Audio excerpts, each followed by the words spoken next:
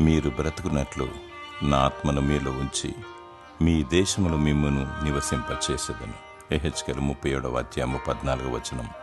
ఆత్మ దేవుడు పెట్టిన దీపము, ఆత్మను ఆర్పకుడి, ఆత్మ లేనివాడు నా వాడు కాడు అని దేవుడు సెలవిస్తున్నాడు.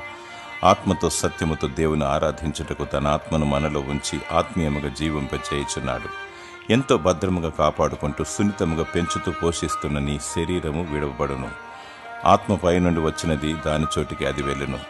శరీరము కన్నా ఆంతర్య పురుషుని పోషించు శరీరాశ, నేత్రాశ, జీవపు డంబముకు స్వస్తి చెప్పి ఆత్మీయ ఆహారమును భుజింపనీయము. ఆత్మీయముగా బలపడాలి, ఆత్మానుసారముగా జీవించాలి అనగా ప్రేమ, సంతోషం, సమాధానం, దీర్ఘశాంతము, దయాలుత్వము, మంచితనం, విశ్వాసము, సాత్వికం మరియు ఆశా నిగ్రహం కలిగి వర్ధిల్లుతూ దేవునికి మహిమకరంగా బ్రతకాలి. దేవుని స్తుతించు.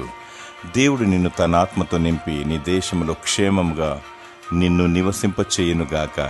ఆమేన్.